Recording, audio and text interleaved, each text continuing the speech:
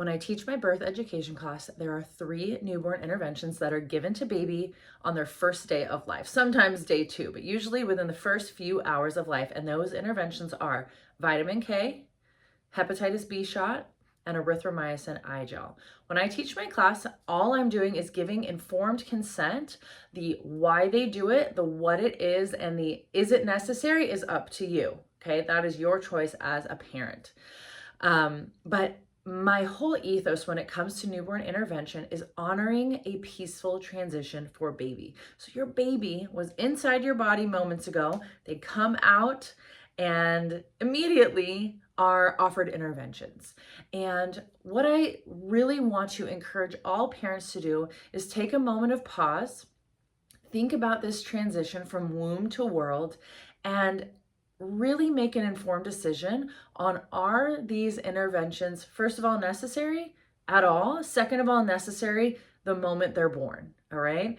So what are they? The vitamin K shot is given because babies are deficient, is what they say in the medical world, but babies do not produce vitamin K until day 8 of life. And vitamin K is the vitamin that is used to clot your blood. So in the event of a serious internal hemorrhage for baby, they want to administer vitamin K immediately after birth.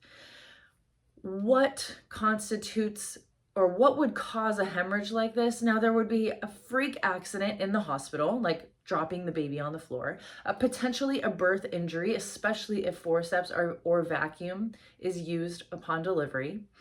And then I really don't know, because humans don't really spontaneously internally bleed. But in the event of a spontaneous internal bleed, yes, vitamin K is extremely necessary.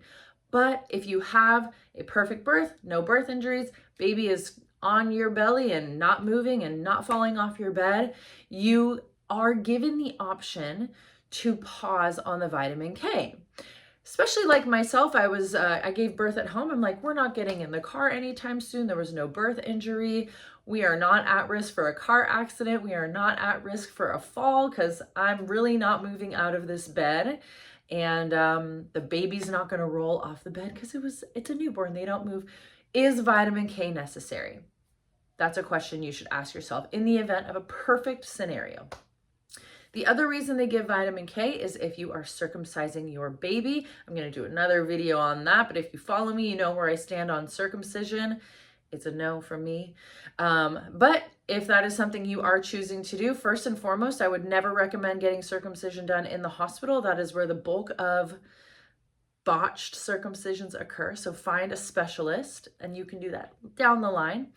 But in the event that you do choose to do it in the hospital, you have to do vitamin K. So it's something to think about because you are doing this shot and then you are doing a circumcision. Is that honoring a peaceful transition? In my opinion, no. But that's my opinion as a mom and as a birth worker who has lots of information. The second shot they give babies is hepatitis B. So what is hepatitis B? Okay, it is a sexually transmitted disease or common among drug users who share needles, okay? Does your baby have hepatitis B? Hopefully not. If your baby does have hepatitis B because you or your husband has hepatitis B, that would be a phenomenal reason to give your baby this shot.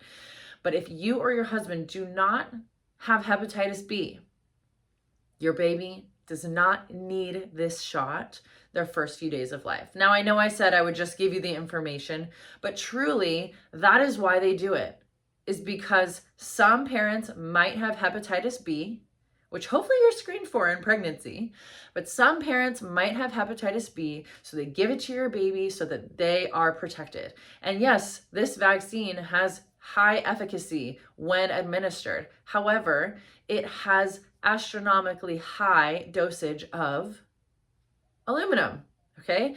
It is really, really high in aluminum. It has 250 micrograms of aluminum. The FDA stipulates that a 7-pound baby, which is average, for a 7-pound baby, what is considered safe is 15 micrograms of aluminum. So that's a lot less than 250 micrograms. So it's just something to consider. Most children get the hepatitis B shot before school age, because it is required by most schools in most states. So this is something that if you think it is necessary, you can give them when they're 5 years old, before they start kindergarten, when they're bigger, they have more weight on their body, and they're not at such a high risk of a heavy metal toxicity.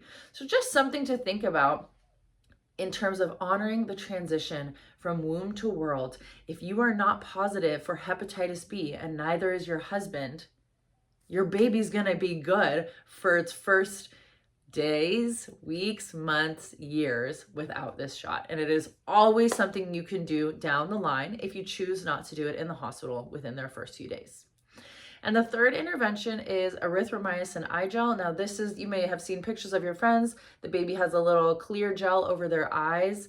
And what is this? They tell you it's necessary, and every baby should get it. And I would say of the three, it's the least harmful, but it is intended to prevent your baby from getting gonorrhea or conjunctivitis. So again, if you do not have gonorrhea or conjunctivitis, your baby's not at risk of getting conjunctivitis or gonorrhea. So another bit of information for you to make an informed decision on the first three interventions. If you have any more questions or comments, comment below or send me a message.